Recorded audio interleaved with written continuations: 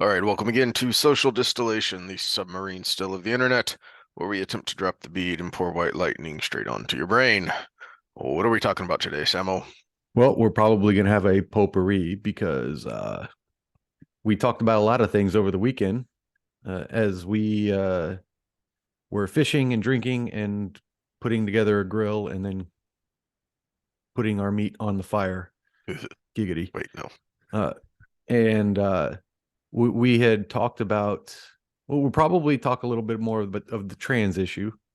Uh, and we got a little metaphysical on that. Uh, we probably will need to talk abortion a little bit more. And then maybe any fun topics you can think of as we come up. Fun would be nice. Yeah. Yikes. Yeah. Where did you want to start? Um, why don't you fire it off? Because I got a couple different things here I can jump to. And I'll just see where you want to take it. Well, let's start on where we agree. Okay. Let's start positive. And I think well, the main theme of our conversations over the weekend were uh, when we had this conversation 2 weeks ago. Mhm. I felt a little unprepared, and I felt like I let it kind of get out of hand in a certain direction. And I think this is kind of a central theme with the disaffected leftists that kind of have been pushed away because the far left has taken over and made things pretty much crazy over there. But then when we get in conversations with people who were more on the right, the we let the people on the right take control when starting from some positions of agreement, and it becomes I mentioned to you that this is why I don't really like Steve Yeah, who Deace. who was who was he on that you were, was it Bet David or Tim Pool. Poole? Tim Poole. Okay. Yeah, where it would be, yeah, okay, we agree with X, or we agree with Y, and all of a sudden A through L is and the world needs Jesus, and just takes over the conversation and goes from there. You see the same thing on the left. To give an example from the critical theories, okay, so there are more black men incarcerated than white men. Yeah, it's okay. Yeah, that statistic is true. We need to probably figure out what's on the bottom of that. There is a pay gap. There still is a wage gap in these minority communities versus the white middle class and above elite communities. Okay, yeah, so we need to figure out what's in the bottom of that. Oh, systemic racism and the underlying white supremacy, and it's whoa, whoa, whoa, we just made a big jump. And I think that both sides tend to try to pull that jump from the places of agreement. uh but there are things we agree on. And to keep it to the conversation that we were talking about last time, I think you and I can both agree that sexualized kink drag shows to children are inappropriate. We can agree on that because the sexual development of children is not complete and they are not ready for that kind of thing. Like we say, everything, like I say, everything between the sheets is okay except with consent, but children cannot consent. And uh and they're also malleable, and malleable is a good thing in some ways, but it all is also not a good thing in some ways. And when you're controlling.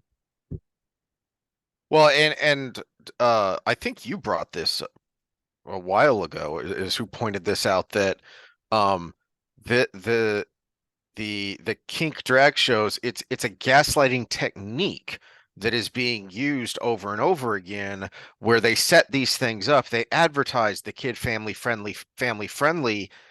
What actually takes place there, when you look at the journalists and people who have actually gone, taken pictures, taken video, talked to the participants, that is anything but kid friendly. We don't need new laws. That is sexual content being directed to children. The point is to fix the conversation over here of, well, you're just transphobe because there's nothing wrong with this, while completely ignoring what's actually happening. Yeah, and so we can agree that kink drag shows for children is inappropriate.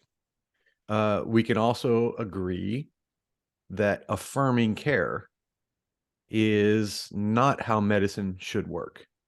And in this case, gender affirming care for children.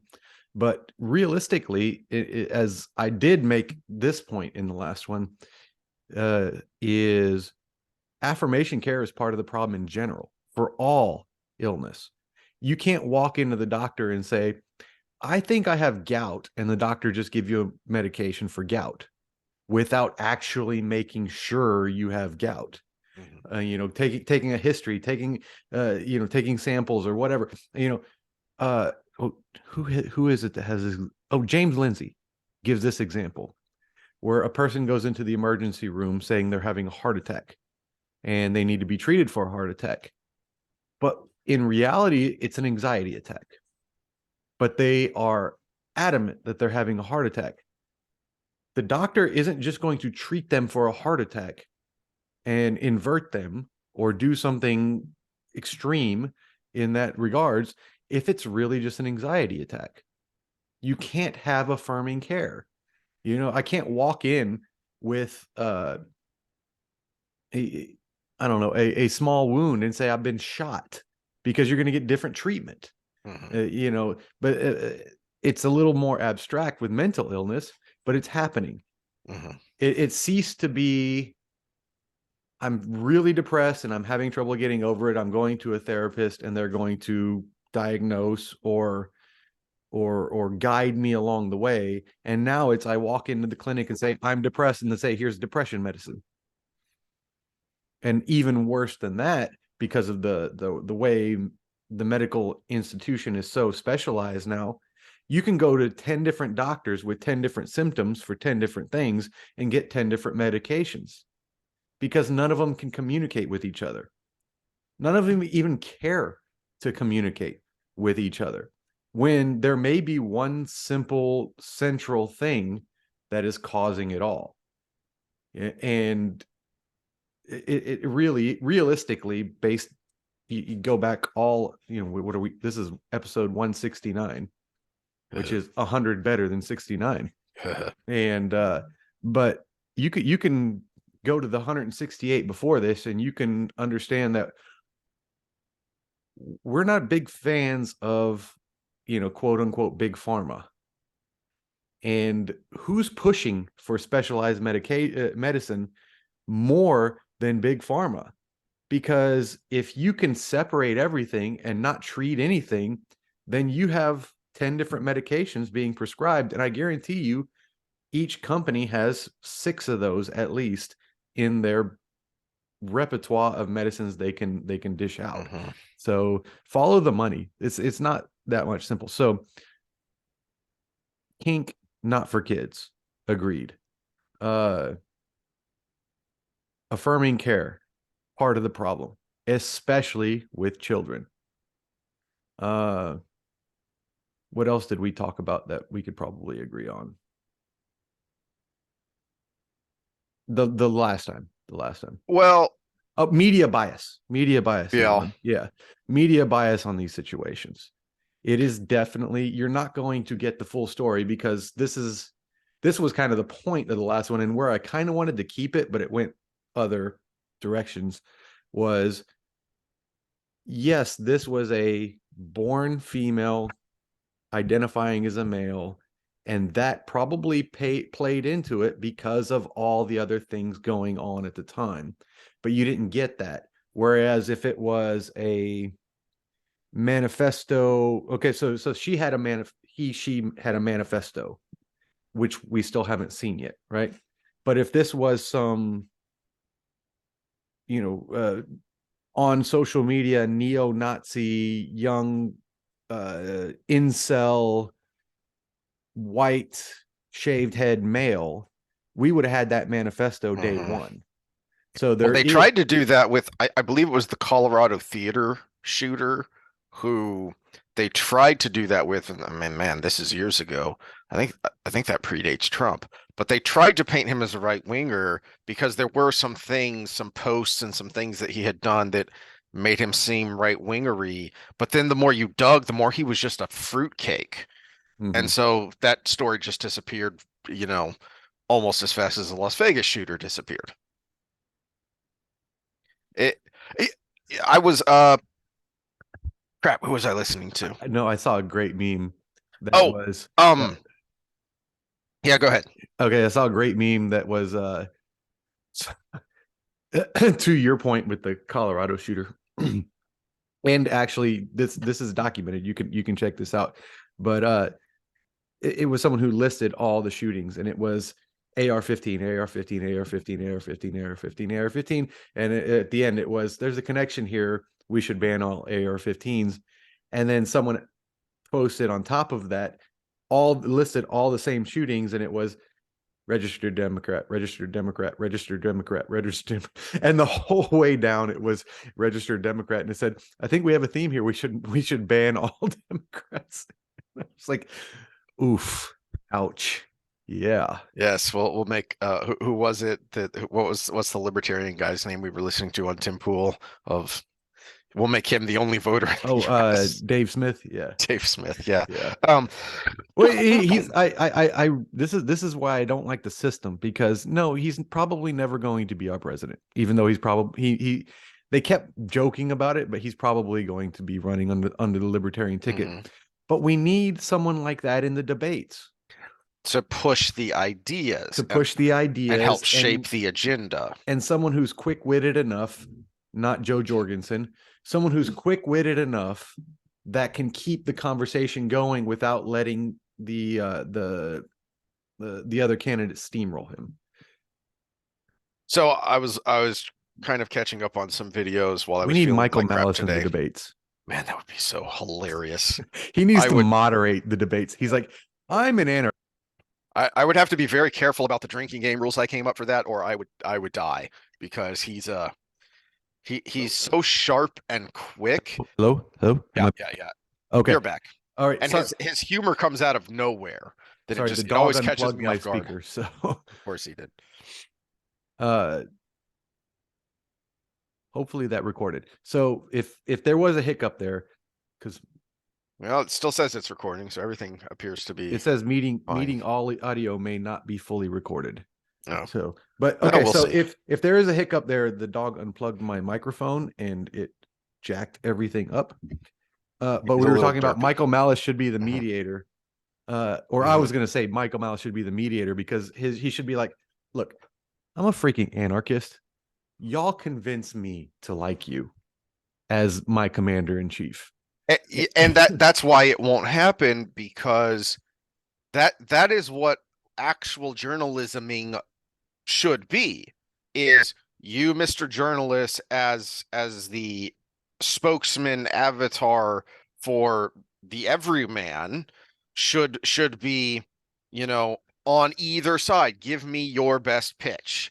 And now I'm going to ask you the toughest question I can to you based on your history or your agenda or whatever. That won't happen. And this is what I was thinking. That actually ties into what I was about to say, which was I was catching up on some videos and Critical Drinker After Hours, his long rambling format, his channel where he does like, 2-3 hour rambling with other people. And Razor Fist, the Rageaholic channel, he was on there. And I did not know this about him, but once upon a time, a long time ago, he was in journalism school.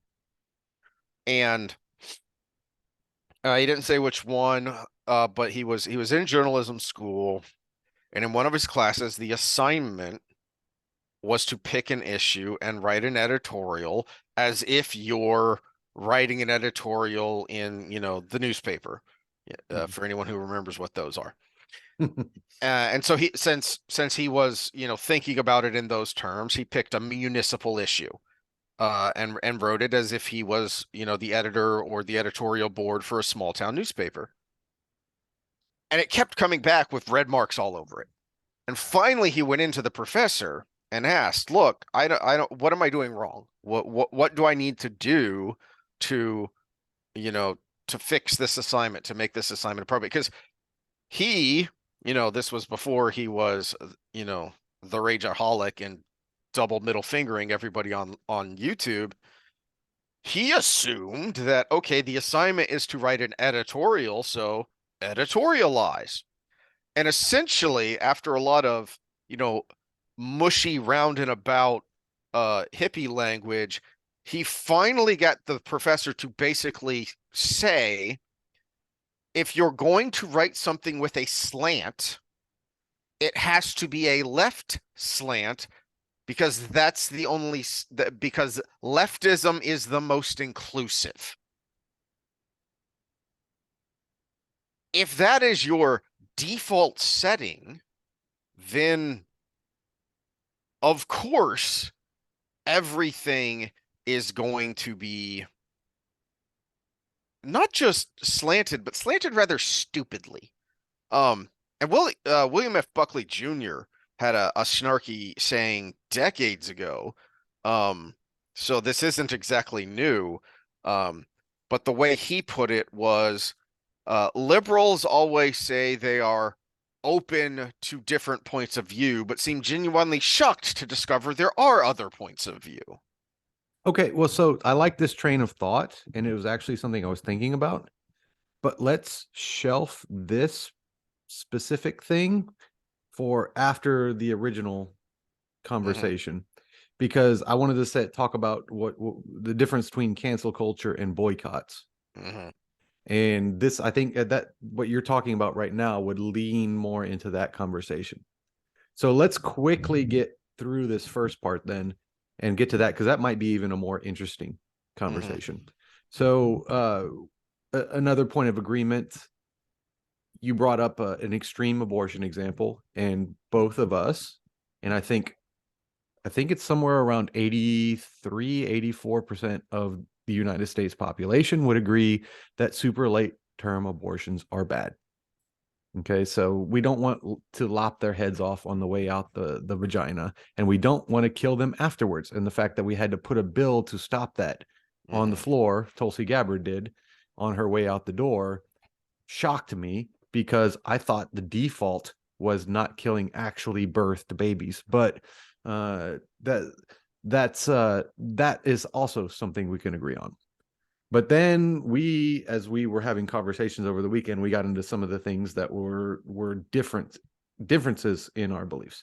And this is where I kind of, maybe it's my agreeableness, maybe it was I was just not ready or whatever, but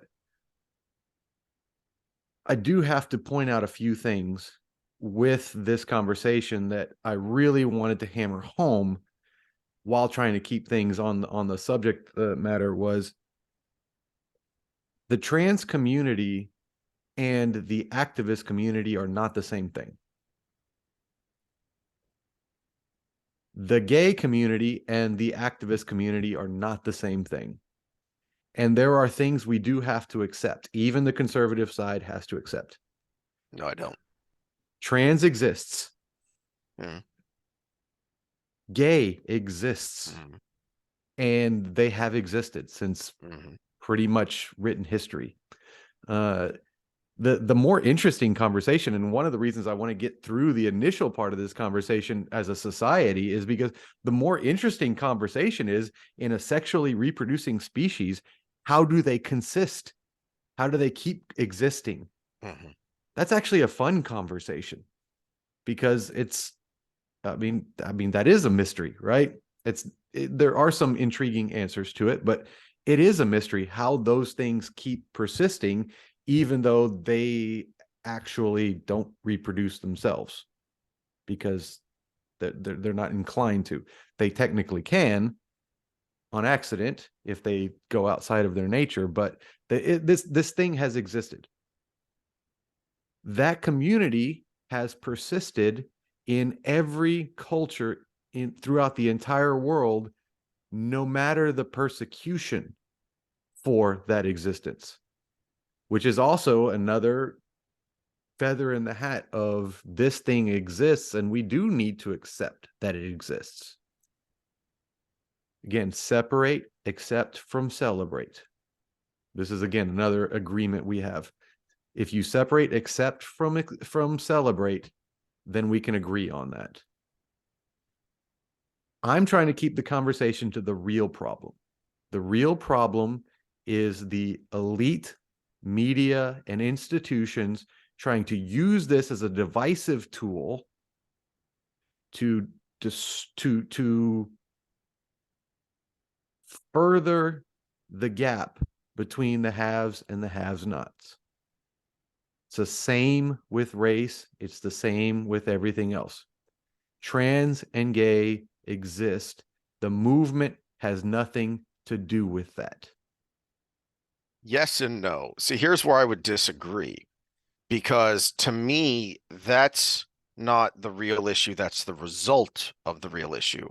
And this is where I wanted to revisit this because I wasn't sure I quite made the point. The reason I went back to Genesis and got a little preachy is because to me, the real issue is, I think the best way to put this for you and people who think like you is postmodernism run amok. The idea of subjectivism taken to the ludicrous extreme. Because if if we were a society that was well grounded in objective truth and a general agreement of objective morality like we used to be, then the media and the powers that be couldn't do that, because what they're using is an absurdity. The point I was trying to make is that this is one of those things that drives me bananas because I see it being thrown around by both sides, kind of like how uh during and shortly after the 2016 election, right before I gave up on Facebook, I saw a lot of people posting memes of make Orwell fiction again. Hardcore anti-Trumpers and hardcore Cheeto Jesus saves. Both of them were saying it. And in the same vein, I see a lot of people posting the Voltaire quote that those who can make you believe absurdities can convince you to commit atrocities. Because why not? I mean, if you are going to believe something as fundamentally absurd as there is no such thing as male and female, they are both a spectrum. They are both fungible and interchangeable. But That is you're taking you're taking the argument somewhere where it shouldn't be, because new. I've said nothing about the fundamental aspect of male and female, the biological facts of male and Uh-huh. female. I said trans is something that exists, Uh-huh. which is actually biological in and of itself. No. Yes. It is someone who has a dimorphism in their brain that causes them to not adhere to the genitalia they were born with. Okay, I thought you were going somewhere else with that. Okay. No, no. It is trans exists. Again, it's been around time untold. You've heard the two spirit, which is the Native American version of this. The reason they keep bringing up the two spirit is because some tribes, not all, by the way. So you wokies out there that want to say Indians did it better. No, some tribes let them coexist and actually even put special places for them because they thought they might be something special, just because they were thinking different than the rest of the tribe. Maybe this thing about them caused them to have some insight or whatever. But this let me choose the right words before I get clipped here. It is a brain dysfunction exists, but in no different way than the brain dysfunction of psychopathy exists. The You brain brought up anxiety order anxiety early. disorders, You or you can have an anxiety attack so bad you think you're having a heart attack. well yeah, psychopathy I'll stick with because we have better numbers on. It's Mm. about 3 to 5% of the population, and it seems to stay stable at that. Where if it gets over 5, bad events happen, where it pushes it back down. If it gets under 3, then bad events happen that actually bring it back up, because there's useful manifestations of psychopathy. If you look at the profession, surgeons are high in psychopathy.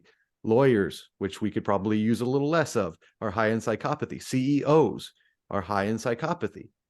There are useful versions of it that are positive for society. But if it's too great, then they eat each other and it creates dysfunction. If it's too little, then you never have these go-getter type that can't sit and worry about empathy to get shit done types. You look at the Vikings. Well, they needed to raid to live because you don't grow a shit ton of stuff in Scandinavia back before the days of modern technology. So you had to raid to live. You kind of need a few psychopaths to go out and do that for you, right? So these things were beneficial to society, and I would love to open the discussion of what the benefit of people who thought outside of their own sexual role would play for society, because that might actually bring interesting answers. But let's not do it in a way that we need to accept this and push it in front of our children. Well, and that's where I'm disagreeing with you, because it's one thing to say trans homosexuality has always existed. Yes, Marv Albert liked to wear women's underwear, but what's going on now isn't that. It's not what it always used to be, But which that's was my that point. small percentage. But that's my point. Are we getting outside of that ratio? Probably, but are we getting outside of it artificially? I would say Yes, 100%. yes. And that's where the argument should stay.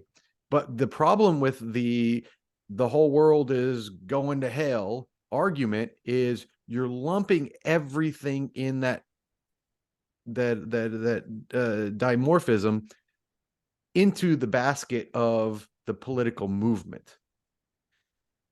That's where it's going wrong, because you would have an extreme allied reaction if a whole group of people, and I'm not talking just conservatives, because I'm talking the middle, the disaffected left, the right leaning, the hardcore conservatives are going to say it's just sin and whatever, but that whole group that's probably 75% of the country,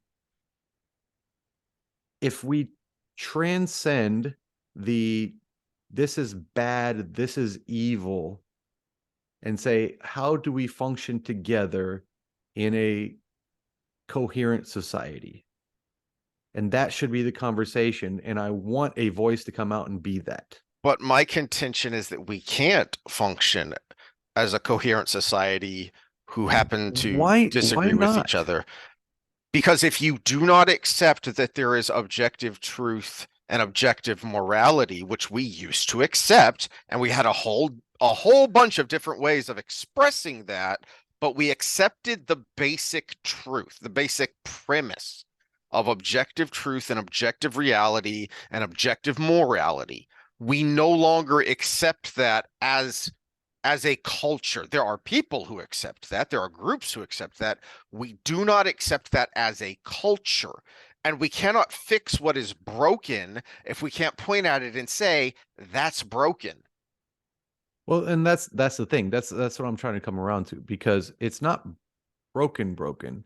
It's let me try to put it in the right words. What's wrong with a society where you can talk to your child, who is still impressionable, and say, hey, that's Aunt Bill. They've always been a little bit themselves, and everybody just goes on about their day. What's wrong with that?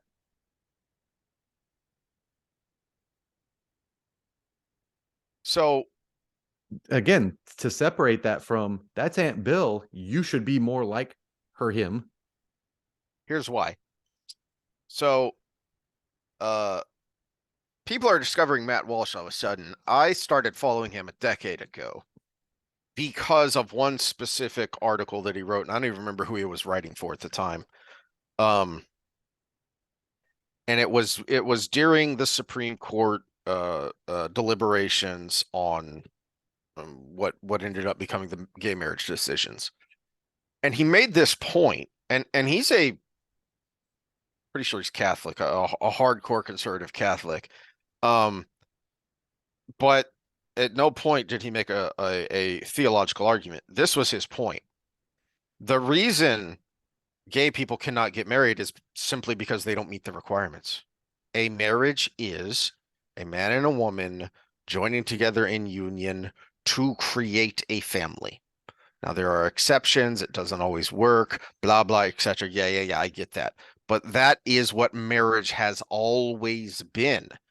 So the idea that, well, in the Judeo-Christian no, faith. no, no. You can go to, now I don't know about the deepest, darkest parts of Africa. That's not my thing, but you can go all through East Asia and yeah, there was plenty of homosexuality. There was plenty of other things, but even in Buddhist, Taoist, Confucian, this is what a marriage was. Yeah, there might be polygamy if you could afford it. Yeah, there might be some other things. There were red light districts, etc. But what a family was a man and a woman get married in some sort of ceremony, some sort of bonding ceremony in order to create a family. I That don't know is if what it has always been. I don't know if I want to get distracted by a marriage conversation because you know my views on marriage to begin with, where it shouldn't be a legal thing Yeah, anyways. but that's beside the point. That is a policy issue. That is a Well, politics and it's a policy corporate issue, issue too because you have insurance ramifications, you have mortgage ramifications, you've got it is an institutional which is thing. wrapped up in regulation and law and bleh. Yeah, yeah. So that's a discussion I don't know if I really want to derail with because you No, know I'm my not per derailing. Here's why. Let well, me but I'm saying finish. you know my personal beliefs are that it shouldn't be an institutional thing to begin with. It should be just between two people or your religious organizations that you're Right. But affiliated with. But it's that is actually still part of the point. but that's the point of gay marriage in the United States is because it's so institutional, it needed to be That pushed wasn't the that forward that that wasn't the point. That was the propaganda. The point was to destroy the nuclear family. The by some activists people. said as much. By some people, but when it And, comes to the people no, who wanted to no, no, no, be no. Let okay, me so finish. if I can't get a mortgage with my partner because the institution says you're not a partnership, then that actually forces the issue to where you need to make a legal change. The Whereas, case came out of California where civil unions had been a thing for over a decade. but unless it was a federal thing with the word marriage, not all corporations would comply.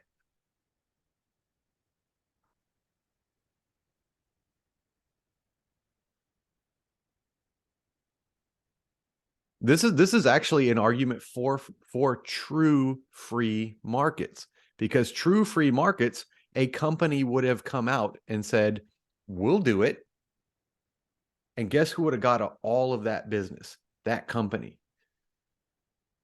Which would have probably been okay because it wouldn't have changed reality. This was Walsh's point that I was trying to get to. The problem with the Supreme Court decision is that it changed reality by fiat, by wave of the magical black robed hand. The analogy he used was people said then and have continued to say, well, my gay marriage won't affect your marriage. That's not the point. The analogy he used is the government could pass a law tomorrow that says you have to call a squirrel a dog. Yeah, okay, technically that doesn't mean anything. There's no tangible impact of that, so we might as well just call squirrels No, dogs, except they're not. that's a slippery slope fallacy because Bullshit. no, not bullshit because they were institutional policies that said these two people could not coexist in the exact same way that everybody else could. No, that's not true at all. Okay, so What I could get insurance with my partner even though we were gay before that. I could file my taxes with my partner even though we were gay before that. I could get a mortgage even though we were gay before that. I could, well, You you know, couldn't file taxes with your partner if it was a heterosexual relationship and you were cohabitating, unless you had no, gone through that's the what I'm steps to saying. get a You common needed law marriage. marriage. You needed marriage. And because you needed marriage for these institutional reasons, you had to open it for everybody. No, no, no, no, Yes. no. Yes, yes. And this is exactly the point. Because two people couldn't be together and have the same rights that two people in a different situation could have because they were heterosexual. Why? Set aside for a moment where you and me mostly agree, which is that those the government shouldn't be involved in the first place. But why were those laws created in the first place? Because people had a traditional view on things. That's the only reason. And oh yes, I think the better solution would to be to abolish those laws where you couldn't do that. But because the laws were the way they were, you had to include everybody. 2 points. It wasn't just, well, they were traditional. No, you have even said, we've talked about Jordan Peterson and Dave Rubin ad nauseum. That By the was way, the on the tax best. issue, I think the IRS should be banned anyways. Oh But God, I just finished my taxes. Yeah, let's not go down so that so we road. would solve so many of these social Oh issues if we yeah. would just go back a little bit Oh on the yeah. institutional stuff. But And, that's this is a point that I've ranted about before, using Japan's demographic disaster as an example. You don't need to incentivize people to do what becomes biologically instinctual and has since man first walked upright. You just have to get out of the freaking way. But the concept, at least, was we want to incentivize families because families are the root structure, the root building block for community and thus for municipality and thus for state and thus for nation. but why wouldn't we also incentivize a family even though it can't reproduce? Because that would stabilize that community as well. Two reasons. One, as we have said, as even you agree, even pointing out, your hippie libertarianism of do what you want to do, but the ideal, yes, some people will not meet the ideal, but the ideal is a man, a woman, they have children, they raise them together because that is what is ideal for the child. So if we're going to incentivize something, we should incentivize the ideal. Once again, set aside for the fact that we both agree we shouldn't be incentivizing anything, just get out of the damn way. Secondly, when these laws were first instituted, I don't think anyone had the slightest concept that we would need to allow for these other kinds of relationships because people who were on the tails of the bell curve, they lived their private lives privately for the most part. Yeah, but that's the point. They would still live their private lives for the most part, but they still deserve the same rights that those that have a more No, this is the evolutionarily we're normal. revisiting the argument that I had ad nauseum a dozen years ago. Whenever those Supreme Court cases came out, you keep using the word right, and that is wrong in this instance. You have the right. Wait. The right, like Yeah, as in rights. yeah. So yeah, You you have the okay? rights to So, life, liberty, the pursuit of mm-hmm, happiness. mm-hmm. And part of the pursuit of happiness is having a partner, a home, a security, all of these things that you can generate. They're not something that's going to Mm-hmm. self-generate, but that you can generate. And it's more successful if you have a partner in the process in Western society. Mm-hmm. But if your chosen partner is of the same sex, all of a sudden you're not allowed that right. See, your your base presumption is wrong. Of course, you're allowed that right. You chose not to take it. You chose not to exercise it. You By have the having right. No, no. You have the right to bear arms. That is guaranteed under the Constitution.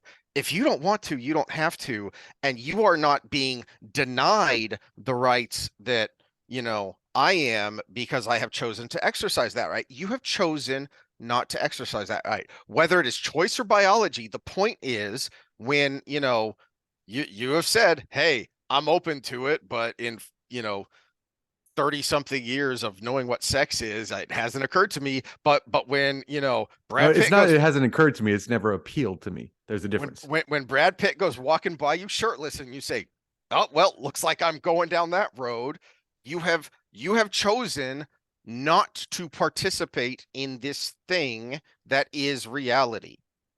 You can do what you want to do, but we are not going to, nor should we call it marriage, because marriage is a thing, and you can draw the slippery slope is not a fallacy. It can be used as a fallacy, but it's the only undefeated argument in history, because you can No, draw a straight line from the gay marriage decisions to dudes in thongs twerking in front of kids. no, you can't draw a straight line. You can draw a piggybacked line, and this is a precisely why people like me should be talking out, because I am trying to defend the things that, as I'm trying to make a case for here, that are correct, that are I should say ethical. Moral is a completely different word than ethical. This is ethical. This is fairness in practice. All right. I am trying to point out things that are ethical, but also argue against the end of the slippery slope, which is why I wanted to start with the things we agreed on, because those are in the tail end of the slippery slope. But to say two men can't make a union together Sure. that has all the same tax rights, that Okay. has all, which is, these are all cultural things. These are Mhm. all institutional things. Mhm. These are not natural things. You said marriage has a definition. All language is cultural, which is part of the problem because we're trying to prevent that from being changed right now. Well, no, no, no, no, no, no. That's my point. The development of language, how it develops, sure, that's cultural, but a rock is a rock. You can call it something different in Swahili, but it's still a rock. yeah, but marriage is not a tangible thing that is sitting there in front of you like a rock. Marriage is a cultural practice. It is The, the, it is an agreement. It's like money. It's like a here, this is, I'm gonna flash the backside of it, but this is a check a client gave me. All right. It is nothing but a piece of paper, but it is a cultural agreement that that money is good when I deposit it in my bank account. no, This, how that is expressed is cultural, but there are still fundamental objective things at the root of it. yeah, but we tie benefits and detriments to that with our culture. And again, if you can get married to someone of the opposite sex and have the right to them visiting you in the hospital when you're dying, the right to filing your taxes together, which gives you some benefits, the right to uh alimony if you get divorced, even we'll take the negative with the positive here. You get all of these benefits and detriments because of this cultural thing. Why can't these other two people get it? Just because, again, they're not bothering you. They're not taking your Yeah, they are. rights. They're right. Your rights didn't change. You and your spouse We and your are on the children. we are on, and there are states where this is actually a reality now, on the precipice of parents who deny affirming care to their children can have their children taken away. That's a Yeah, completely your separate gay. Nope. argument. No, it's not. Yes, it is. Yes, it is, because we we can Hold on. establish a line. This is the problem with the slippery slope argument, is because you can establish a line here, and that line is consent age. You That's an easy cannot. one. Hold on. Yes, but you're not doing it. You cannot establish a line if you do not recognize the base underlying realities and objective truths and then say, okay, Well, but so you then talk what about do we objective do truths and you now? don't understand the witchcraft. If you understand Well, at least I biological understand it exists. stages, then you can create objective lines. That's the problem with this argument is because your side keeps going to the end of the slippery slope, we never get a compromise situation where we could say, no, it's not even a compromise. We never even get to an objective line that already exists. And that's what we consider adult, which ultimately I'm actually not opposed to raising the age of consent right now because most of our young adults are big babies right now. You know, our men aren't even like kind of men until they're like 24 years old anymore. They're on the apron strings all the way through, especially in suburbia. I would be okay with that argument. Can we raise the age of consent right now? But what we have is an age of consent, and that is a hard line. And everything you're talking about is on the other side of that line. And if we decide that we can coexist together with things that we don't consider, we don't like in our own personal life, but you know what? It doesn't really affect me unless it crosses that line, then we can sit there, we can all agree on where that goes. And that's what I'm trying to keep Look, this conversation to. yes, that's what this conversation is, but you won't. I'm either not making myself clear or you're not You're okay, understanding what so I'm saying so or here's something. here's what. Okay, I'm going to kind of give a aluminum man version of your argument here because I'm not going to call it a steel man because this is what I'm hearing. Mhm. A 35-year-old man and a 34-year-old man can't get married because you think drag shows are bad. That's not even remotely what I said. That is not even that is as No, no, straw you're you as my no, cut grass out there. no. What you said in this conversation, and if Hmm. you re-listen to it, and anybody listening to it, put it in the Hmm. comments that you didn't hear this same thing. All of what I'm talking about, which would be that first example, leads to Hmm. what we have now, which is the Why? things. Why? Because That's the aluminum part. The beer can is in the why. You skipped right don't, over the why. yeah, only Bud Light beer cans right now. Ugh. But uh no, no, the why is because we keep it so binary that the extremes control the No, no, argument. no, no, no. I meant my why of yes, I said that you can draw a straight line from the Supreme Court gay marriage decision to dudes in thongs twerking in front of 7-year-olds. Right. Why? I laid out why that is. I didn't just say that because gay people bad. I said why. Here's why. All right. I have an illustration.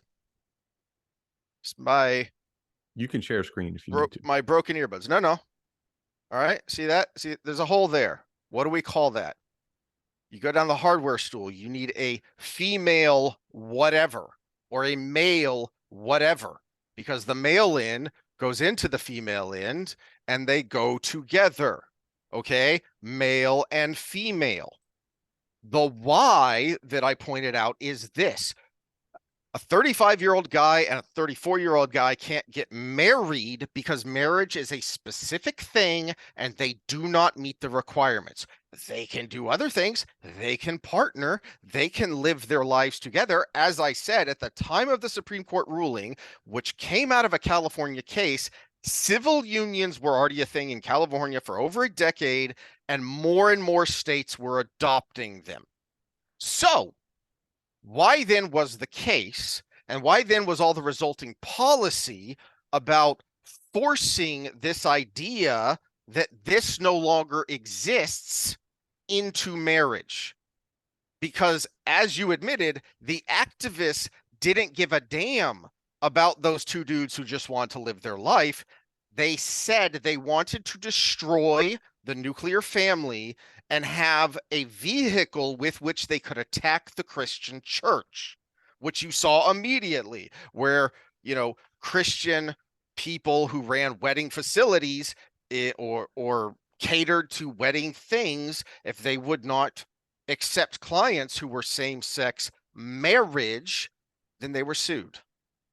Yeah, and that's yeah, no, you're drawing a line that on a scatter plot chart exists. But again, it's about the argument. Everything's an argument. Yes. It's about the argument. You could have said, okay, by United States law, technically you're married, but it's a unity. Again, you've distracted me with this argument again, because marriage shouldn't be a governmental thing to begin with. But when there are institutional benefits to marriage, you have to have it equal. It is equal. Anyone who wants to get married will get those benefits. Exactly. And that's all I'm arguing for. No, you're not. You're arguing for changing the definition of marriage, which No, the definition of marriage is whatever you make it, because a marriage rock is a rock. A marriage is not a rock. Marriage is a This is a union book. between two You people. can call it whatever you want in any language you want, but it's still a book. Yes, there have been Marriage is a contract, and two consenting individuals can enter into a contract. Just because you don't like what marriage is doesn't mean you get to change what it is and what it has always been. You're criticizing me for playing around on the tails and the slippery slopes, but that's what you're doing by denying that marriage throughout cultures, throughout histories, has always been one particular thing. Yes, the edges were fuzzy, the details were different. Sometimes it wasn't adhered to as strictly as at others. But throughout every culture that I know of, marriage has been a man, a woman. They join together in some kind of ceremony for the purpose of creating a family. Okay. Well, so again, let me take this argument a different direction then, because you're saying that two people of the same sex should be denied marriage because marriage is a specific thing. I'm saying they're not being denied anything. It simply is. No, they are being denied it because it's a specific thing. Because the definition is male, female.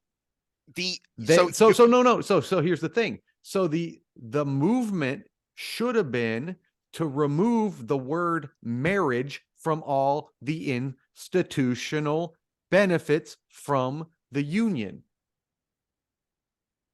Because you said in some states it was around, but it wasn't a universal thing. No, it was. I don't remember off the top of my head how many had enacted some sort of civil union legislation, but it was moving. So the answer, yeah. The true answer is take the Fed out of fucking marriage. Well, you take the Fed out of a lot of things. Take the Fed out of a lot of things, or change the definition to you are filing jointly with a partnership. That you are signing this contract jointly because of a partnership. So yeah, the answer ultimately was to take marriage out of it and then have marriage as an individual thing. But no, but let's hold there for a second. No, but it didn't. I'm just saying, but it didn't. Yes, and because it refused to budge on the fact that marriage was a beneficial thing in society, you either had to remove the marriage from the beneficial thing or include the other people into the marriage. One of the two, or else this is the true definition, and I'm not using it loosely. You are a bigot. You had to do one or the other. You couldn't hold to the status quo. Well, I would contend you could only do one, and that's my point. Okay, you couldn't do marriage. Yeah, you couldn't do the other. You couldn't make marriage more And I would have inclusive accepted that argument. because, as I said, you're changing reality. The whole Mhm. point of my example here is because this is what the federal government did via the Supreme Court. They said this isn't a thing anymore. Man, woman, woman, woman, man, man, doesn't matter. So men and women are therefore interchangeable. They are not. Because if they are interchangeable, then a 6'4" dude who was the 500th best swimmer a year ago can now say, I'm a girl and I feel pretty, walk around the locker room with a raging erection. Well, I don't want to give him that much credit. With an erection while he's openly watching the girls change, and everything's fine. Two Now, seconds ago, that would have been, a sexual crime, but now now, it's now, brave you and you beautiful. you say there's a straight line, but now let's look at which way the strings are pulling, because you agreed that to not be a bigot, you could have taken marriage out of it. But what we had as a situation is a nation that held to the institution of marriage so firmly that the only action by the activists was to try to get in on that action. So you're going to have to take my word for it because you weren't paying attention to politics because you were living a life and I was a dork. That's not true. That was my point about the civil unions. America, the radical Christian right, they weren't. By the time of the Supreme Court decisions, the argument had pretty much been won for civil unions. Yes, it was taking time. Yes, there were some questions about, okay, but how does this integrate interstate? But things were already moving. That's where I disagree that not all trans, not all homosexual people are activists. Yes and no. You are useful idiots because you're not questioning the leadership who are the activists. I firmly believe, and I think there's plenty of evidence to support this, that the entire reason those cases were pushed hard and brought before the Supreme Court back in 11, 12, Well, whenever that was because the argument had already been won and people were moving towards civil unions. States were moving towards civil unions, which meant, oh crap, we can't be activists anymore. We can't do the radical things we want to do. well, that's where the slippery slope starts, is because when your usefulness is up, and we've seen this with Al Sharpton and Jesse Jackson for 50 years now. When your usefulness is up, you have to manufacture uh, And issues. this is my frustration with, elements of the homosexual movement and where I say they need to wake up and I do not like Milo Yiannopoulos, but he's a useful illustration of this. He was candid enough and honest enough to point out, hey, we have this problem in the homosexual community, and I'm not going to reiterate it all because we're already sidetracked enough, but we have this problem and we should talk about it. That, not any other reason, but pointing that out is why he was canceled. Pointing that particular thing out is why he was shoved out of social media and popular society. You Well, it must also had have to do those with the Roman conversations. Catholic Church. So There's a little we've bit of got that another too. big power That there. that's a Yeah. that's a good point too. Um, Oh, I had a great discussion with, I was talking with my Jehovah's Witness friends, oh, and we were talking about, because they're very non-political. mhm. And for some reason during the conversation, the Roman Catholic Church came up, and I said, that is exactly what happens when you mix religion and politics, is the Roman Catholic Church. And he was like, yeah, yeah, that's it. That's exactly it.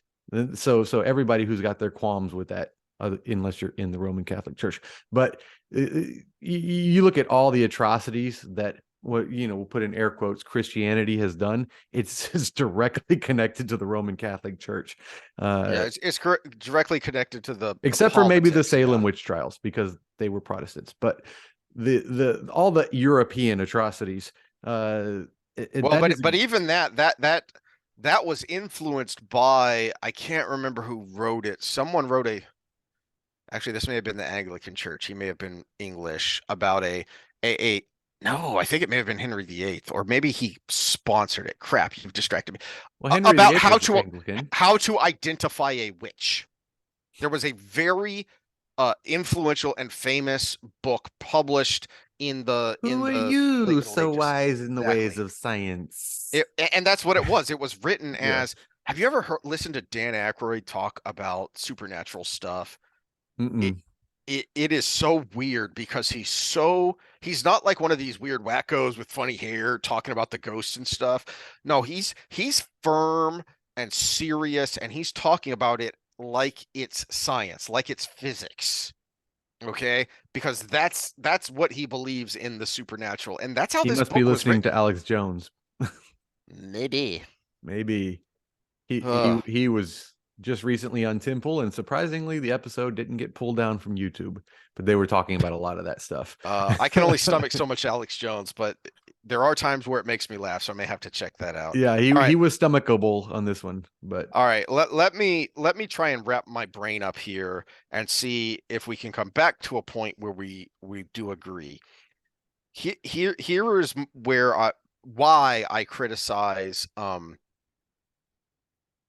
the homosexual and the trans, because and where I kind of disagreed with you but agreed that yes, technically if you sat down with the individual and talked to them, they're not an activist. Most of them would be like, "Oh yeah, okay, I guess we do have a lot of common ground." Like you told me a story about someone who came to you years later and said, "You're not a racist," and you were like, "I know." he is actually one of the biggest influences for why this channel started. Yeah, yeah. But if you're wrapped up in a cocoon of that movement, then you're going to assume that, like the Rageaholics journalism professor. Well, you can't write an editorial that's slanted to the right because that's not inclusive. You must, if you're going to slant, you have to slant to the left because that's the most inclusive for the readers. You're just automatically going to assume that. But then if you sit down and talk about it, you realize, oh, like some of Dave Rubin's early conversations with Shapiro and Crowder before he got to the point where you stopped liking him, and he got to the point that that was part of his transformation was, oh, well, I mean, I don't agree with you, but I understand your point. Mm-hmm. I understand where you're coming from. It's not a place of bigotry, it's a place of different philosophies and different principles. If you don't wake up to that fact, then you will be used to to add weight, to pushing down the slippery slope. So, yes, we should have been able to have a discussion to your point about, okay, well, look, we don't want to go changing the definition of something as integral to not just American, but human society as marriage. What we should be looking at are these laws and regulations, and let's take that out of there. We could not have that conversation because so few people would actually openly discuss with someone who opposed gay marriage because they were ipso facto a radical Christian theologian bigot. Okay, so this is actually, yeah, you said a slight point of agreement. This is when I hear the world needs Jesus, and we need these universal values or whatever. This is actually my case for a little bit of nationalism, because what you can establish at that point is not nationalism in the point of, if you're, Deutschland über alles, not that kind of nationalism. That's such a That good song. I don't even know what he's saying, but it's such a good song. It's a play on words there, because Hmm hmm the three verses, or the three sentences before that are, we're the most arrogant, we're the most blah blah blah, we're da da da da, and Deutschland is those things more Yeah, than everybody else. it's Yeah, lyrics as great poetry. That's when it's at its but best. because Yeah. parallels to Hitler's Deutschland über all is the contention. But they did it for shock value. I mean, it's fucking Rammstein. They do everything for shock value. By the way, amazing concert. That was that 2.5 hours. Those guys, the way they were moving, cocaine is a wonderful drug. It is. It has to be because they're older than me. They're almost Wow. 55, 56 years old, and they were going the whole time hard. But no. A case of nationalism, as in some form of national identity, Mm-hmm. and it's not black, white, Asian, because the US is the biggest melting pot. This is one of my points from the beginning of this. Mm-hmm. Part of our problem is it's hard not to be tribal when everybody's so different, because Yeah. we are the mixture of everybody in the world. We have a huge Indian Indian. We have a huge Indian contention. We have a huge Asian contention. We have a huge Eastern European contention. We have a huge Italian contention. Uh, Mm-hmm. Irish, British, French. I mean, all of the area just east of me is pretty much black and French. That's what happens when you're Cajun, you know. Uh, the indigenous populations, everything, the Hispanic populations coming up, the people that were brought over and eventually became Black American population. All of these things are all together, and we all have things that could be beef between us all, but yet we're all Americans. Mm-hmm. And so we have to come across, and this is really hard when you're such a vast continent, or not continent, but a nation, which almost takes up a continent. uh there are so many differences even between states. I mean, we're in Texas. You can split Texas up into probably 5 different Well, regions that heck, have there's, different identities. it just occurred to me that I've used this term before, and if you are not in Texas, you may not know what I'm talking about, but there are differences within the groups you just talked about. You say Hispanic, and most people will think of a particular thing. I have used the term Texican before because the Hispanics that have been in Texas for generations are very different than than those who are even like second generation Hispanic immigrants. You meet a Texican family that like we probably knew some from South Texas who had been here since before independence, before Texas independence. I mean, that's how far back these roots go. And so those communities are very different. Well, And yet an outsider would just look and say, "Oh wow, look at all those Hispanic people." my last client, Efrain Calderon, he he's fucking German from south of Mexico City. His family was German. He's about as white as can be, but his name is Efrain Calderon. And Yeah. yeah, and he speaks Spanish, he speaks English, he has land in Mexico. Another client, Roberto, he's from Guatemala, but Guatemala was actually a German colony, so he lived in Germany for a while, and he speaks fluent German, English, and Spanish. And so I it's speak English and bad English and worse English. yeah. And then you got Well, Brazil, which is actually Portuguese. to your point, to my kind of final thought here before Grandpa has to take a potty break is, um, keep that in mind when there are disagreements, whether online or in person, that look, we all come from more or less the same place. So there should be roots there somewhere where we can drill down where we disagree. And if not, don't you want to know that I'm a radical Bible thumping theologian bigot so you know to stay away from me? So don't just say that and run away. Say, "Oh, why? Why do you think that? What do you mean?" Well, but I'm talking about a national identity. Hmm. And here's actually, I think, the underlying biological identity we can all have. Our ancestors that settled down here were the least likely to settle where they came from.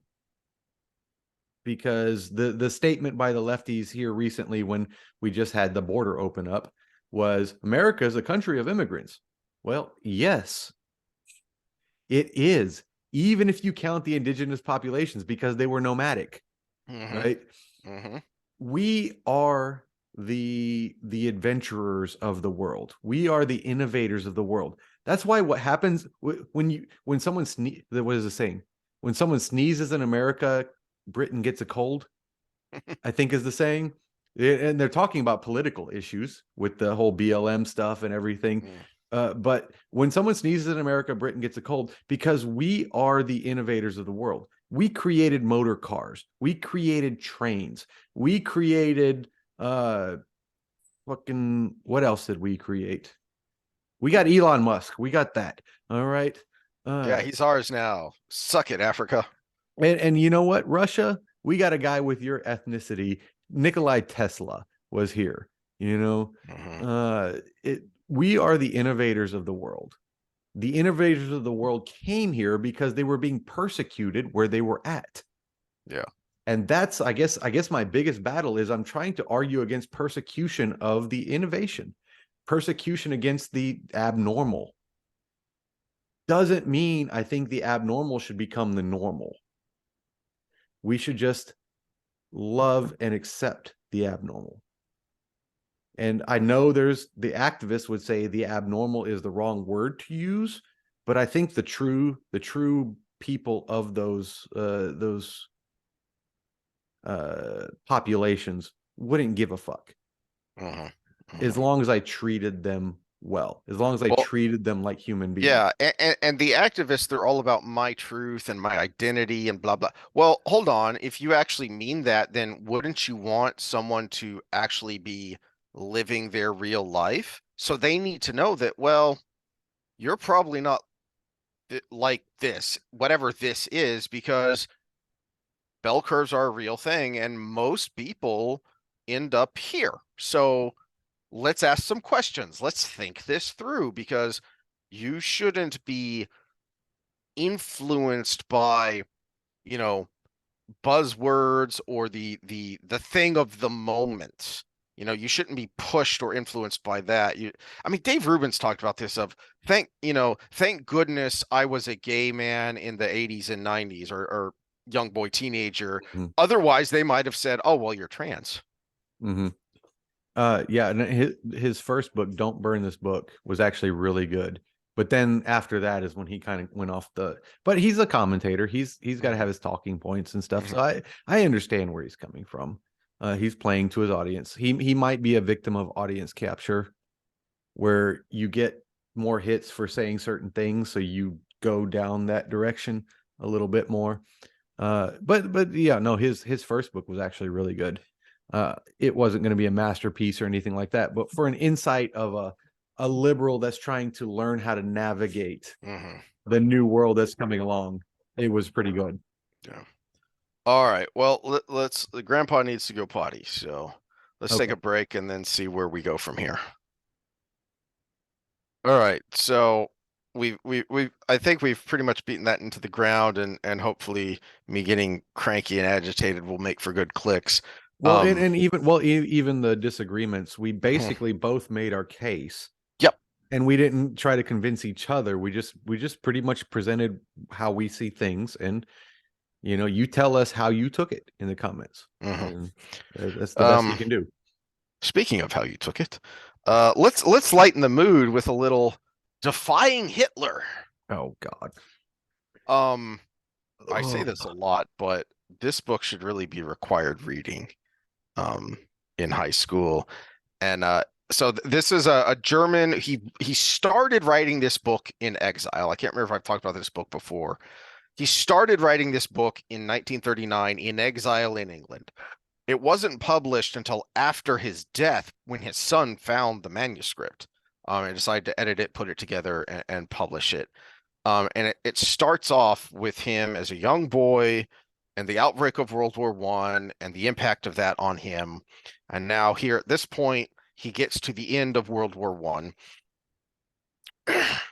I do not think the German defeat could have come as a greater shock to anyone than to the 11-year-old boy wandering through those unfamiliar wet November streets, not seeing where he went or feeling the drizzle gradually drenching him.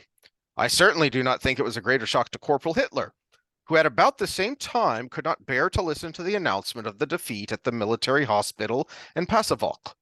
He reacted far more dramatically than I, and here he quotes what I'm mostly sure is from Mein Kampf, but it's been a while since I read that. I'm sure that'll get clipped. It became impossible for me, he writes, to stay on and listen, while all went black again about my eyes. I groped and tumbled my way back to the dormitory, flung myself on my bed, and buried my burning head in the sheets and pillows. Whereupon he decided to become a politician. His gesture was far more childish and self-willed than mine, and not only on the surface.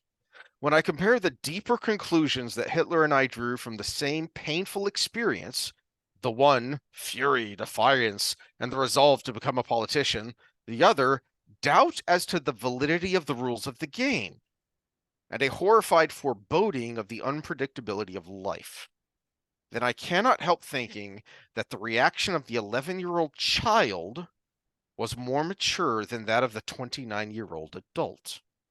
Undoubtedly, at that moment, it was written in the stars that I could never be on friendly terms with Hitler's Reich. That kind of crystallized for me when I read it, something I was thinking when I watched I know I've referenced it before, but now I'm trying to remember.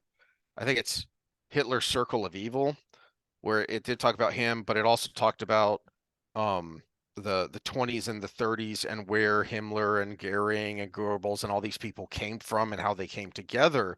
And there's something really interesting there that they were all, except for Goering, who was a legitimate World War One war hero. He was an ace in the Luftwaffe. They were all pathetic dorks. I mean, you listen to that in his own words. You know, that's Hitler himself writing this, and at no point did he think, "Man, this makes me look like a petulant child when I'm a 29-year-old adult." And as Sebastian Hoffner says, I was 11 years old, and the shock of the German defeat in World War One made me introspective. I don't think it's an accident that the narcissistic, um, weak psychopaths are the ones who,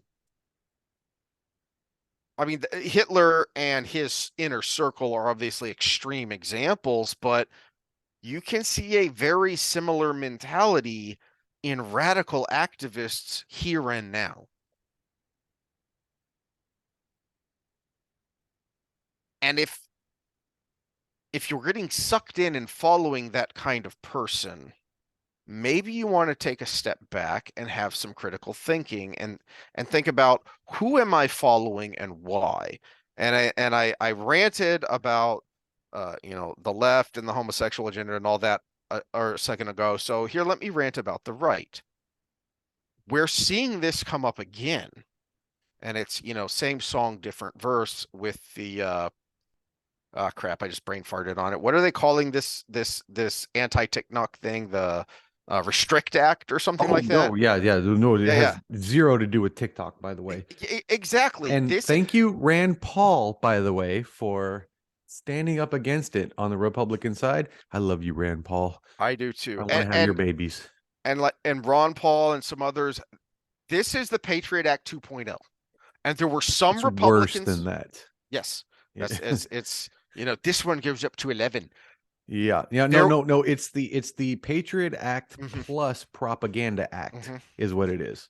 So there This is were this is how the Ministry of Truth is formed in 1984. the Is the the Restrict Democrats Act. opposed the Patriot Act. A lot of them did. Some of them for legitimate reasons. Some of them just for politics. There were only a few Republicans who opposed it. And sadly, there weren't that many more who, after the Snowden NSA leaks, came out and said, "Oh crap, we were wrong." We kept saying, no, no, this is just for the bad guys. This is just for the terrorists. This is just, to protect Americans. This won't be used in nefarious ways. And oh, look, it did. And here we are again, getting ready to do the same thing again. And to your point, there aren't a whole lot of Republicans standing up against it because, oh, well, this ostensibly, this opposes China, who's an enemy, who some Republicans anyway have been saying for a while, we need to be strong against China. And so we're just going to ignore what came along before. We're going to completely ignore the lessons we learned or supposedly should have learned with the Patriot Act, and we're just going to do it again, only worse. Yeah, let's do a whole episode on this next Tuesday. So yeah, let's actually download and read the Restrict Act and have our own points on it. Mhm. And So that was just my example to, prove my bona fides that I hate everybody. But to kind of veer it back to where we wanted to go, I actually think this ties into the next topic you wanted to talk about, which is cancel culture versus a boycott. Because to me, cancel culture is that 29-year-old adult acting like a child throwing a tantrum. How dare you? It's not just, well, I don't like that. I don't like what you're doing. I'm not going to buy your stuff. It's you shouldn't be allowed to sell your stuff. There's a big difference there. And there are some people who have participated in cancel culture who have tried to blur the lines there and say, well, you're for cancel culture because you're advocating a boycott. No, I'm not. It's not the same thing. I can say I'm going to boycott Bud Light. Let's just ignore the fact that I've never drinking a Bud Light in my life. I'm going to boycott Bud Light. you're a lucky man. I I would have taken it in a pinch I before I did have one of their, what were they called, Limeritas once. those were actually Um, okay. Yeah. those were better than the actual beer. Um, I've had a Budweiser before and it was awful. Well, there's a reason lime is in so many drinks because it makes everything good. Yes, yeah, that acidity makes your taste buds go, oh, hey, this is nice. But it's one thing to say I'm going to, and I think you should boycott Budweiser and Disney and Jack Daniels and Nike and all these other woke morons. And here is why. At no point will I ever say, and they shouldn't be allowed to sell their product because they're so bad. No, I'm not going to buy their thing. You shouldn't buy their thing either, and here's why. But this is a free country and they get to exist and they get to make their case for why you should buy their crappy horse piss beer. Okay, let me put your words into more technical things because you pretty Okay, much well, said fine. what I was going to say. As okay, so a boycott by definition is a grassroots organizing of a thing. So Bud Light does a thing nobody likes, so people stop buying Bud Light. So it hurts their bottom line, and ultimately they either change their message or they just keep losing money until they're done. Cancel culture is a top-down Oh, yeah, yeah, movement. yeah. It's an administrative movement. We have this agenda, so we're going to make sure your beer isn't sold. So if Anheuser-Busch said, you know what, Bud Light appeals to frat boys, we're going to stop selling Bud Light. It is, that's a good illustration of that would be, okay, we're going to boycott Bud Light and we're going to get our friends to boycott Bud Light. So the 7-Eleven on the corner says, "Ah, crap, nobody's buying Bud Light," and they cut their inventory in half, okay? Because as a reaction to what the base, the ground level is doing. Cancel culture would be bombarding that 7-Eleven with angry tweets and letters and calls and standing outside their front door with angry signs until they make the decision, okay, we're going to stop carrying Bud Light. Yeah. And on the university level, we talk about cancel culture with speakers. Boycott would be the speaker shows up and nobody else showed up. Crickets. Yep. Crickets. Cancel culture is speaker shows up and lots of people want to see speaker, but protests and administration say no, no, no. So that's the difference. One is a bottom up again, grassroots movement to say we're not going to do the thing. Whereas the other is we're not going to let the thing happen. There's a big difference between the two. And what we're seeing with Bud Light is a boycott. It is a you are forcing something down our throats that not only do we not agree with, but we just don't appreciate in the fact that we just want to drink a beer. Whoopi Goldberg was right and wrong at the same time. Whoopi Goldberg made the statement of beer shouldn't be political, but she was speaking against the boycotters. No, her statement was correct, but it was you shouldn't have injected politics in the beer and had fucking Dylan Mulvaney, who is a child predator, in my opinion, as your spokesperson. She's a TikTok, he is a TikTok star. Her average age of viewership is 15 years old. Ugh. TikTok in itself is majority under 21 years old. That's terrifying. 21 is the drinking age, by the way. Should be 18, but 21 is the drinking age. I disagree, but I go back to what we were talking about earlier. I think everything should be raised up to 21. Yeah. I would. Yeah. We could have that argument, and I would. It would be a productive one, just like I talked about with the more productive would be Mhm. how is trans and gay still existing in a sexually reproducing. Mhm. Those are fun arguments because we can Yeah. speculate all day long without politics, but the reality is her average age viewership is 15 years old. First of all, she's pushing the trans agenda to average age 15 years old, and I would guess mostly girls would be my guess. Yeah. So we talk about those numbers rising. Thank you, TikTok. And this is the hard part of the Restrict Act, is because something as acidic as TikTok is the center of conversation, which is why you have to disassociate yourself from the emotion of the thing to get to the bottom of the actual argument. But her average age is 15. She's now selling beer. So they Hmm. purposefully got a spokesperson who targets children for beer ads because of a movement that also targets children for permanent surgical and medical interventions. That's why Dylan Mulvaney is the problem. That's why Bud is the problem. It has nothing to do with trans, because trans exists. Dylan Mulvaney is not trans. Dylan Mulvaney is a TikTok narcissistic star.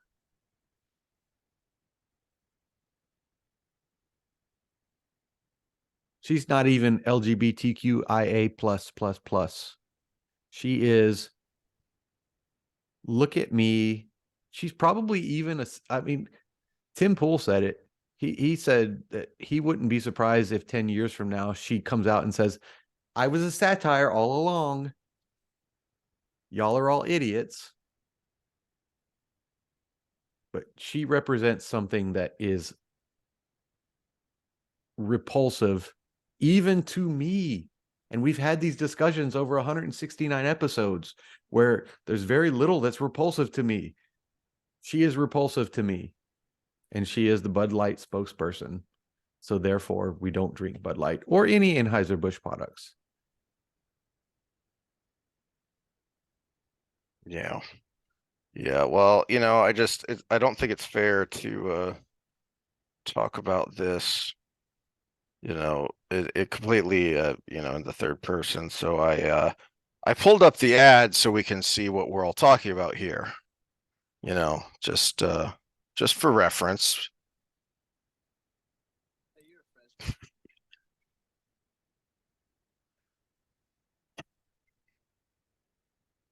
I don't hear anything. I always yell at you to make sure you share with sound, and then I forget to share with sound. All right, so this is Dylan Mulvaney. So you're a freshman, right? Yeah. So tell me, man, how's this year's crop of freshman chicks looking? What'd you end up in jail sometime really soon. I know that. Fact. No, man. Yeah. No, man. I tell you. Yeah. That's what I love about these high school girls, man. I get older, they all stay They the stay the same. same age. Yes, they do. Yes, they do. All right, all right, all right. There's Dylan Mulvaney selling Bud Light to 15-year-olds. Jeez. All right, all right. Oh god, I did. that was a good movie. That was I a good should not be surprised that the average age of is 15 because that's young. The younger folks are who use TikTok. So, but man, that really puts it in stark perspective of, okay, well, wait, who are you selling your message to, uh, Senor Mulvaney here? And then Bud Light, Senorita. how, We have to yeah. we have to adhere to YouTube standards here if we're gonna be in front of your face. I was hoping So you know what we really think. I was hoping the algorithm wouldn't understand Spanish because I'm mostly sure AI is racist, or at least that's what I've heard lately. But yeah, that why Bud Light marketing people did you who are you trying to sell to by getting this person as your spokesperson? You know, it's uh, you know who Not their usual crowd of the too fratty crowd, like the marketing director tastes called them. great, less filling. They got Dick Butkus and John Madden. Who'd Bud Light get, and who does that mean their target audience is? Curious, isn't it? Well, uh, so I was listening to some stuff earlier, and who was it? It was As Heel versus Babyface is his channel on the real BBC, which is not what you think it is. So you should probably go Google it and see what you find. And he made this point of the I don't know if you saw any of the clips of the marketing person, this young woman like who tried to justify all of this Bud Light marketing person was trying to justify all of this, and as made a good point that I just kind of glossed over because I'm, old and jaded, and I've made this point about other things, but that is a really young woman, isn't it? Yeah. So you hired someone as your marketing exec who has almost no life experience, just by definition, because she's so young. She's not Have your you target. seen her life experience that went viral? Oh no. Yeah. Partying it up for like a frat boy. Interessante. Yeah. Well, he uh so he made the point of, if you hire young people with no life experience who hate your core demographic, then why are you going to be surprised when their marketing plan is to insult and alienate your customers? I'm riffing. I can't remember exactly the way he put it. He put it in a way that made a little, gin and root beer come out my nose, but I'm extrapolating. Hold on. But the reason, oh, here we go. I mean, here's your Google searches right here, but it's taking. Well,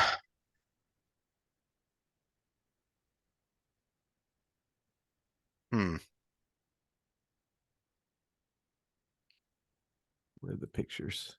it's gonna take a while to load. Yeah. Well, here we go. Let me get us out of the way here. Rolling over Rock. I don't think that's Anheuser-Busch. It might be a subsidiary. Okay.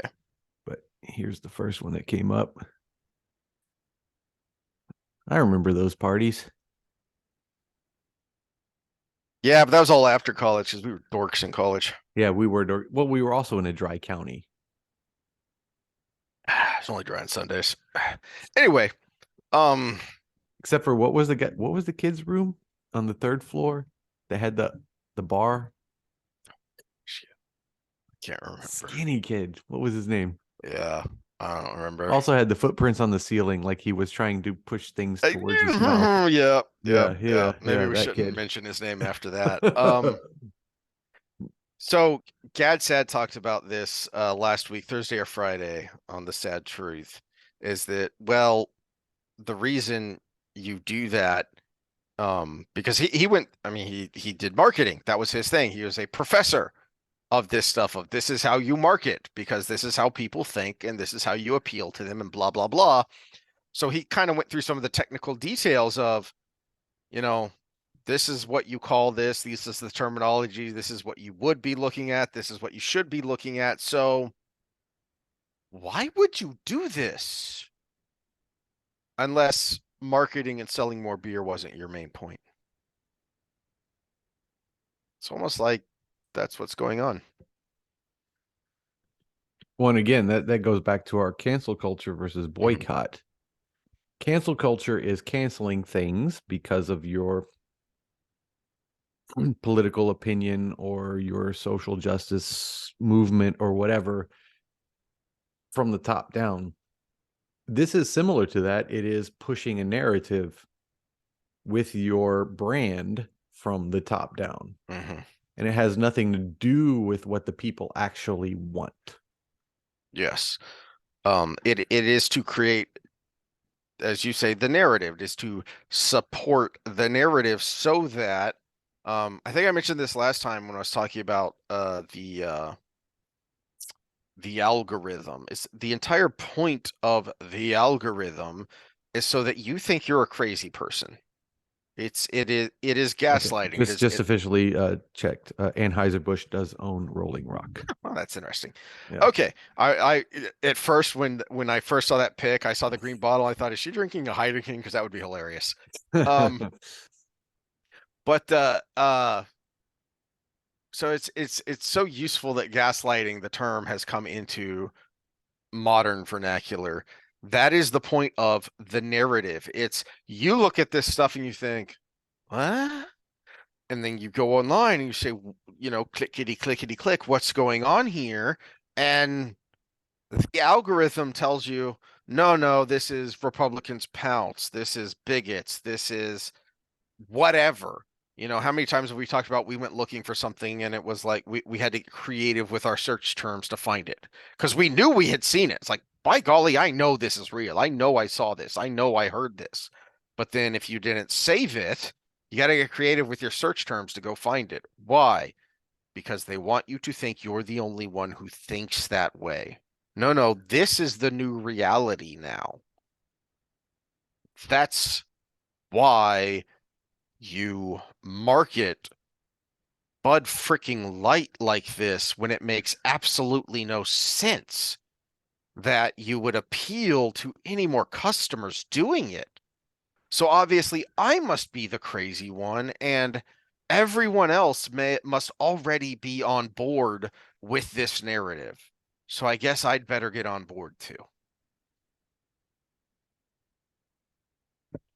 And it's to your point about cancel culture versus boycott, that's why cancel culture exists, because you want to snuff it out before it has a chance to impact people, to change people's thinking, to make people go, well, wait a minute.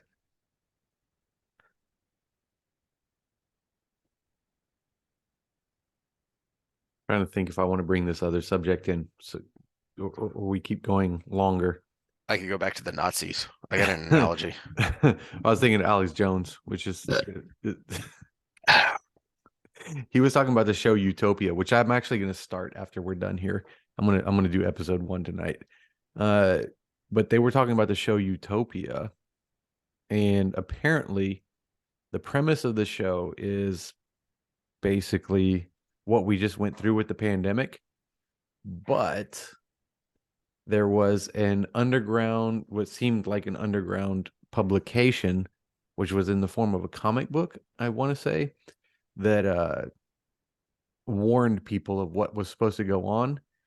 And the premise of the show is something to the extent of they wanted to wipe out the population, but they did it with informed consent by releasing this comic book that said they were going to wipe out the population.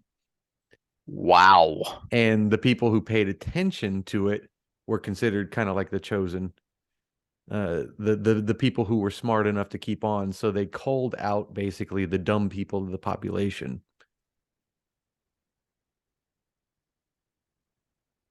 So I'm gonna start watching that and see how it goes. But I just looked that up because I hadn't heard of it. And American science fiction drama television series adapted by Gillian Flynn from the 2013 British series of the same name. Yeah. It's almost like we don't learn lessons or something. But the funny thing is, I'm thinking about it because they were talking about that would like create a that would raise the IQ because it would create the if you were smart enough to avoid it because you saw the signs, you would get through it. But that's like the opposite of what happened with this one because all the Trumpers are the ones that avoided the vaccines and stuff. And sorry, Trumpers, but most of you are not on the high intellectual scale. Well, I don't know about that because most of the things that I've seen about that use intelligence as advanced degrees. I don't know that we can call that intelligence anymore. Well, there is a correlation with advanced degrees and IQ. Now, usually, I'm not sure we can say that anymore. But to me, this is my point here is they didn't go here in their conversation, but this is one of the reasons I want to do the podcast is because you take other information, then you say yes and my yes and here is they want a dumber population that is prone to following religiously a certain leader. And if you're out there and you're a Trumper, you do know he still touts his vaccine success. It saved millions, don't you know? Yeah, yeah. So if there was a person who wanted to be a supreme leader and wanted a population that would be complete followers, you ended up with that if this was the case. Yikes. Yikes. Yeah. Lizard people.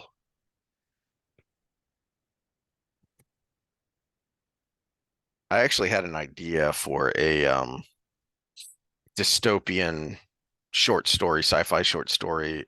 It had a very similar premise. It was basically, I don't remember what got me going down this train of thought experiment that of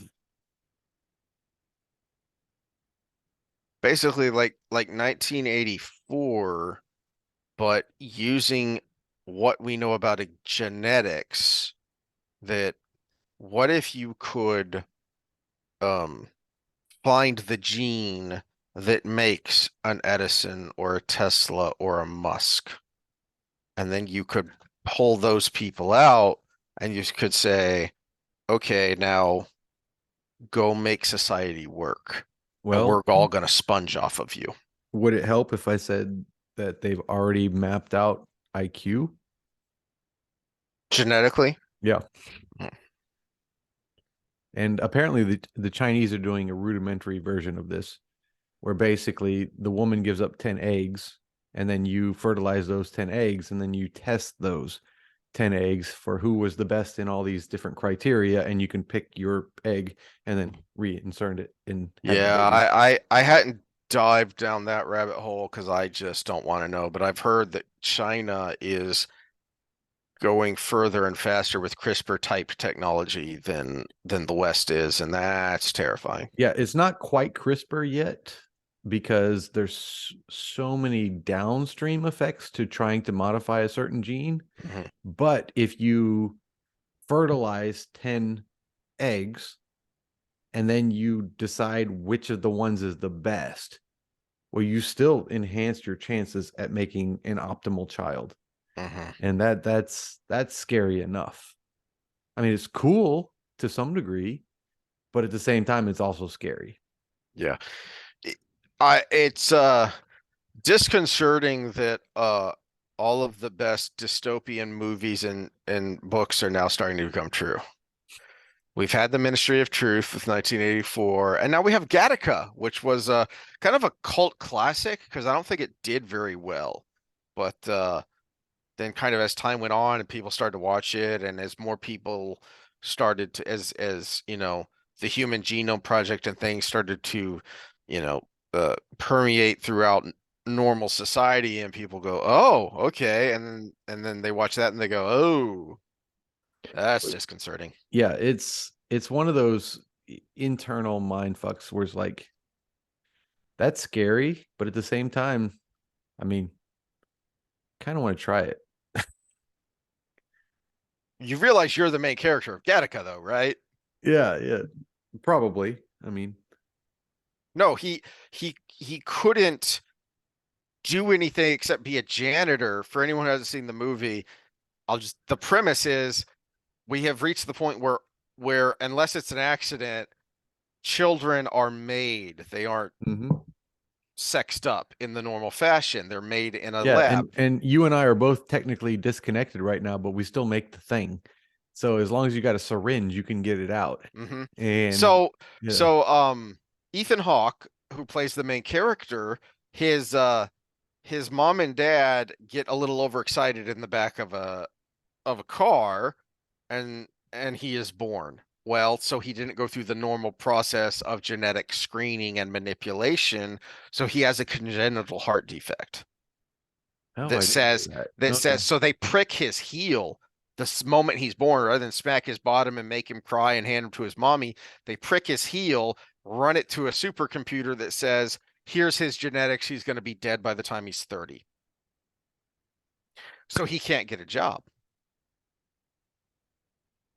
So he has to manipulate the system. If you haven't seen it, you need to go see it because the further we get along this CRISPR route, the more real it becomes, and it's horrifying. I'm gonna have to see that one. So for those that don't know the backstory, my life expectancy was 12 because of a heart defect, and I'm 43 years old. So, you know, in a society like that, I would have been like that. I would have had to find some way to survive because nobody would hire me because, oh, you're gonna die tomorrow anyways. Well, obviously, I'm still kicking and probably will be. And that's funny because the reason I'm still kicking is because of modern developments, but per the movie, the modern developments should be way further than we have right now. You know, it's now someone born like I was in 1980, it has almost 100% chance of survival now. Where me, they were like, well, he's in an incubator for 4 months, and then he may make it to 12. He may ride a bike one day, is what they told my mom. And yeah, that was a different story 40 years ago than it is now. Big time. Well, we're going to close this one out. Yeah, let's close this one out. I look forward to wrapping up A Crown of Swords next time because by golly, we need some fun. And we got like 15 comments on the last one. So I have to look at that. Yeah, I'm going to have to look before we get into it because I got to make sure there's nothing that's going to throw me off there. Well, and something we should mention again on Thursday when we do that is we had thrown around, when are we going to do New Spring? And I am mostly sure that it was published between A Crown of Swords and Path of Daggers. So do we want to do it now? Let's see what the commenters think and see what we think when we finish up A Crown of Swords. Path of Daggers is after Crown of Swords? Mm-hmm.